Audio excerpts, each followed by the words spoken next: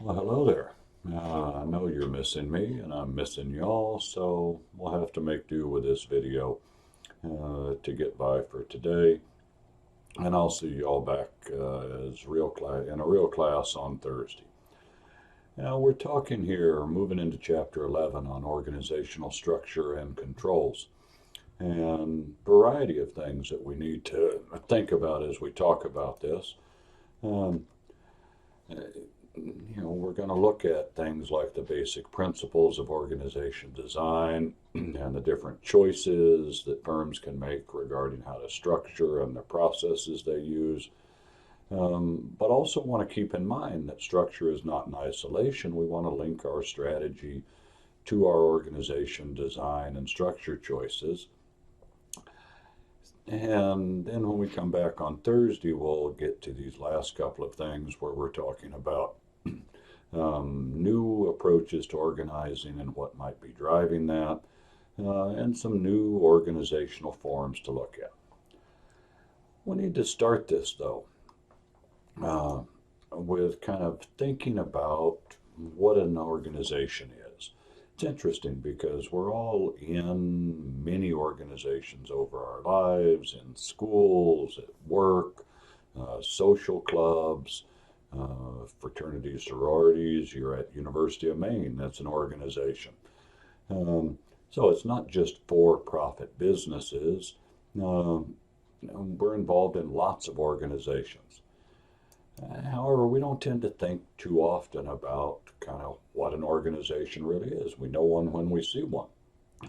However, if you think about it, an organization can be defined as something like this. Social entity, so it's people, goal directed. Organizations are typically working towards something. Deliberately structured activity systems. That means it's not chaos, separates an organization from a mob, if you will. We organize, we structure what we're doing, but we have this permeable boundary. That means things can go in and out because organizations typically interact with their environment. They take in resources, raw materials, etc., transform them in some way, and then put them out back to the environment, selling them to get money back in, or putting out improved members who then recruit. But in any event, there's this permeable boundary. The organization is recognizable as a thing, but it is not separate from the environment. It interacts with it. So, social entities, people with a goal, deliberately structured, and with a permeable boundary. We can ask the next question, though. Why do organizations exist? We see them all around us. We know they're there. We're members of them. But why is it that we are in organizations? Well, variety of possibilities have been offered.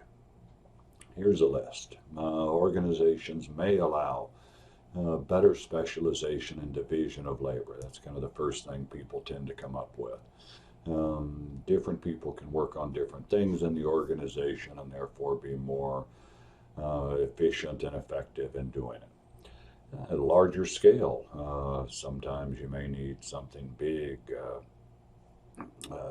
to be able to handle larger projects. Managing and interacting with the environment might be helped by being an organization. Certainly, power and control. Decreased transaction costs is the one that really tends to hold up, although not always the most clear cut.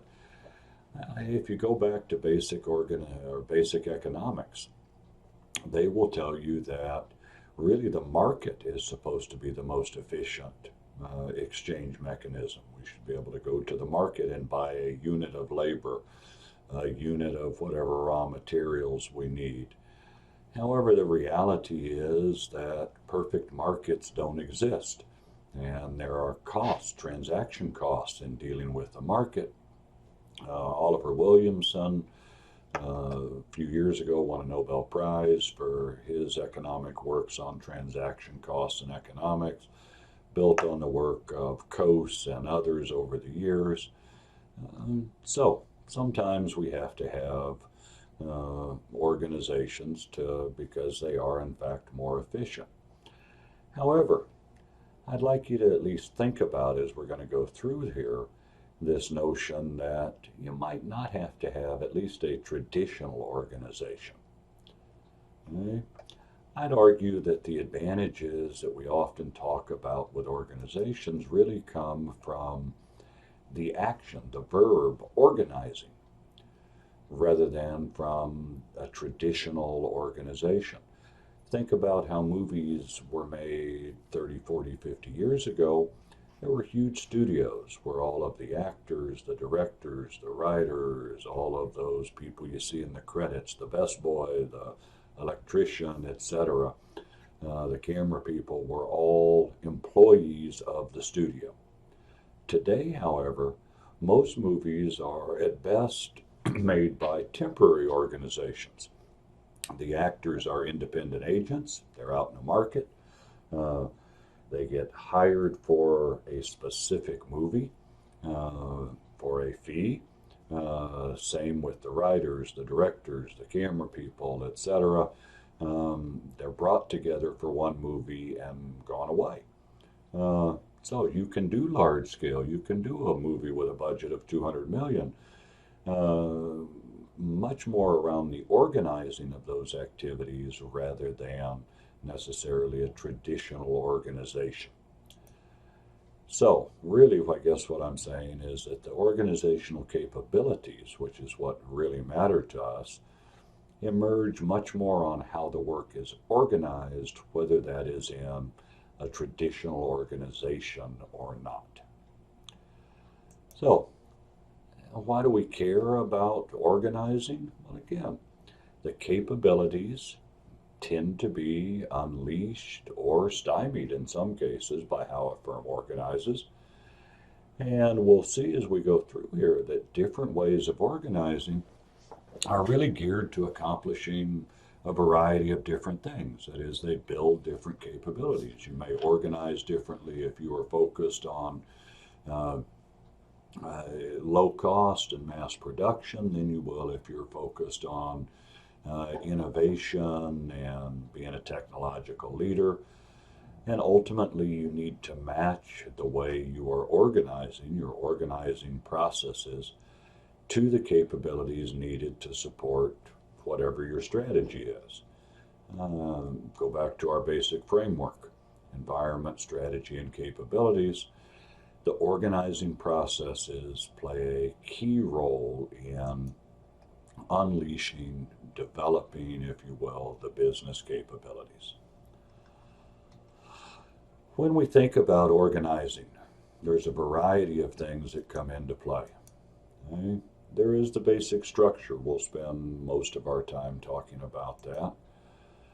But there are also the people and how you manage them, recruitment, selection, training, etc. There is your information and decision processes, your planning and control. We'll talk more about control on Thursday. How you're allocating resources, who gets to make decisions. And then there's the reward systems. How do you compensate people? When do you promote them? How are you measuring their performance? And to be successful and well organized, all of these things have to work in tandem. So before we get to the structures though, let's think a little bit about some of the basic tasks of organizing.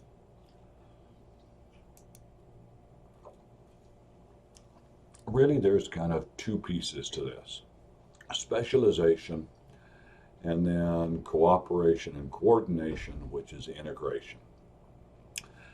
Specialization, which we'll also call differentiation, is breaking up the work into pieces.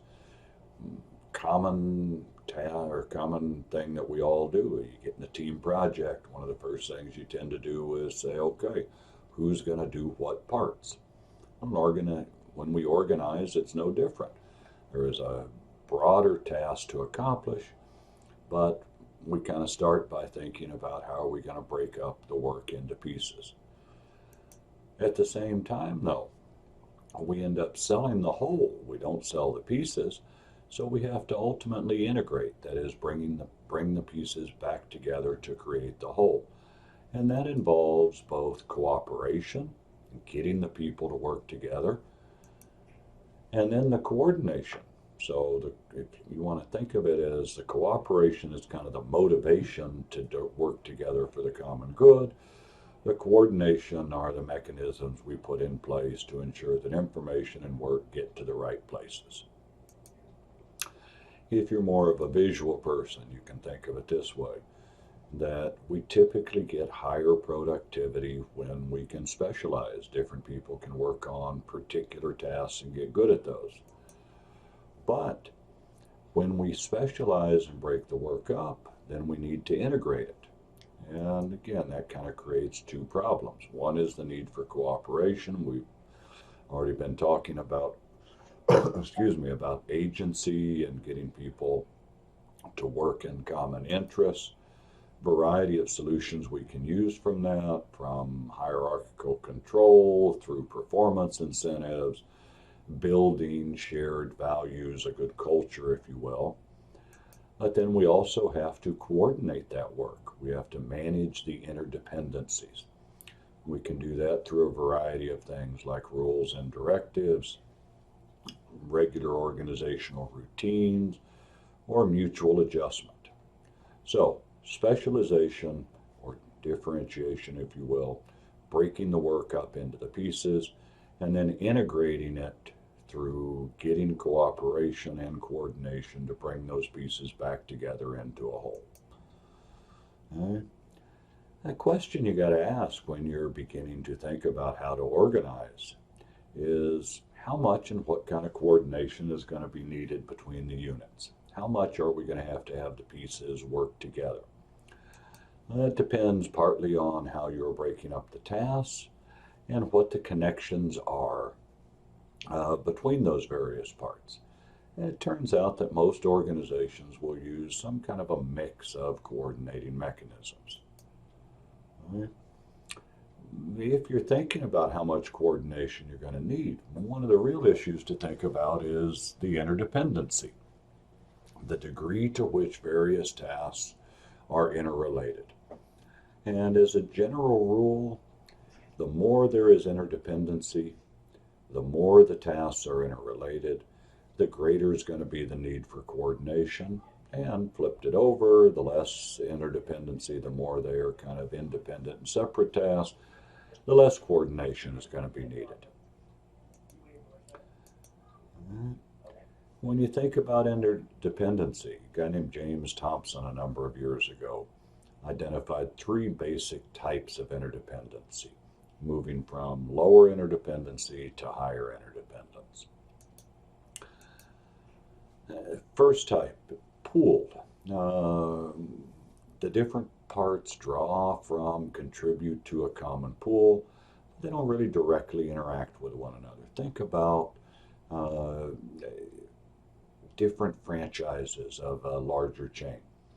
On a day-to-day basis, what's happening at the McDonald's in Old Town doesn't really impact what's happening at the McDonald's in Bangor. Certainly doesn't impact what's happening at the McDonald's in New York City or Kansas City or Dallas or Miami. Ultimately, they do interact with one another.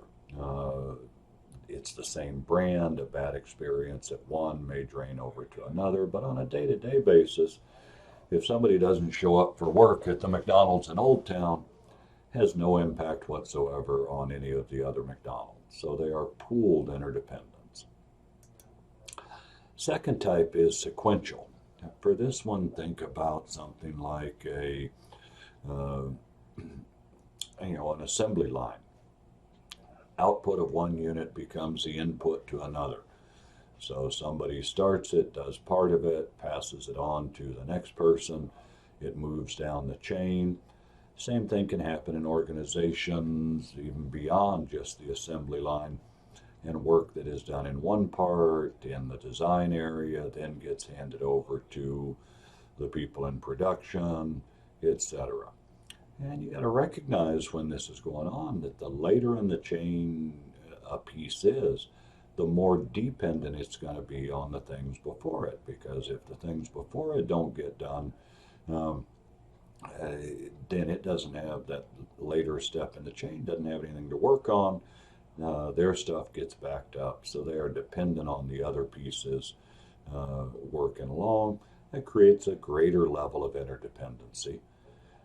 And then finally, we have reciprocal, um, back and forth, right? The output of unit A becomes the input of unit B, but then unit B's output becomes an input of unit A.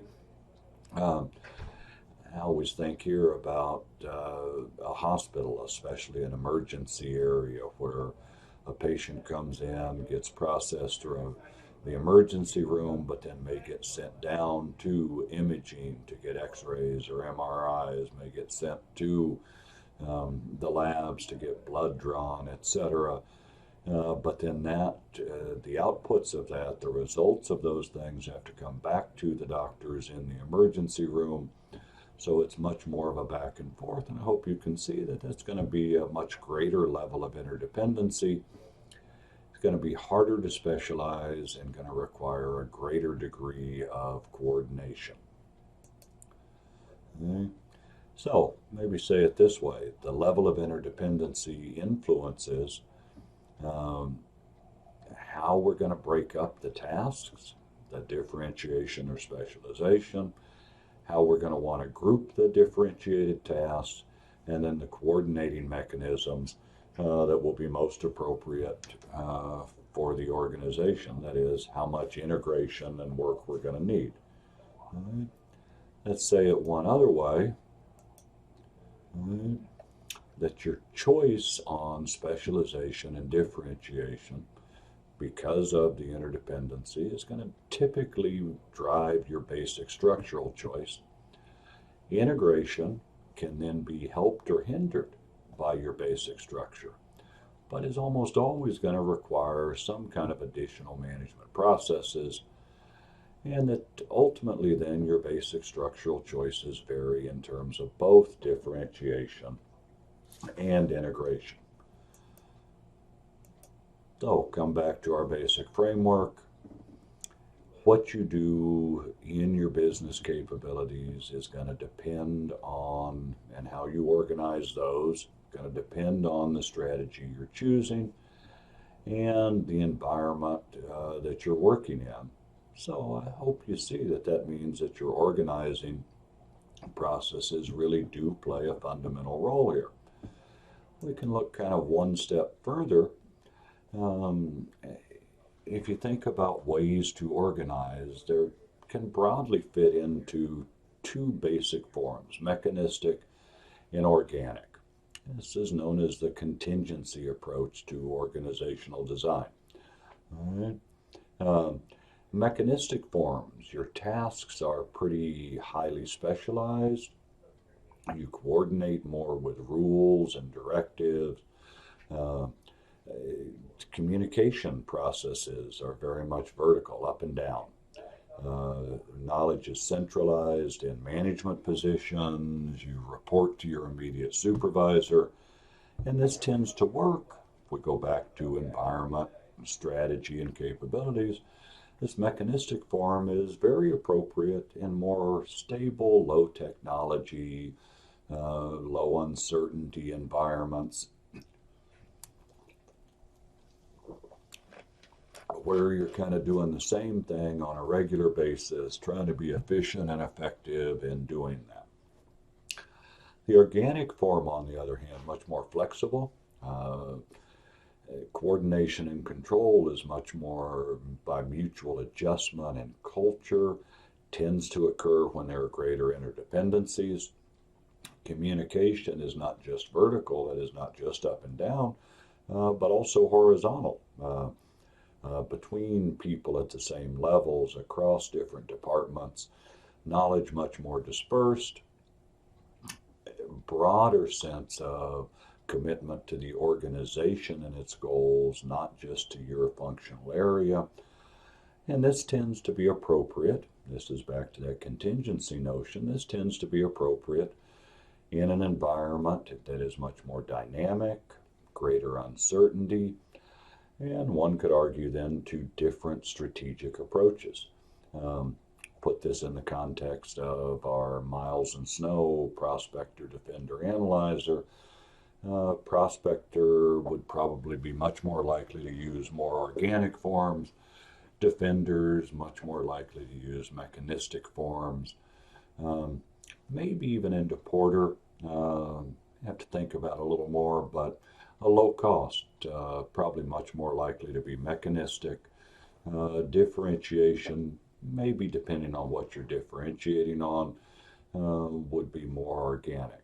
That's why this notion of contingency, the idea that the appropriate organization design depends on the environment you're operating in, the strategy you're trying to follow, and the capabilities that are necessary to support that strategy.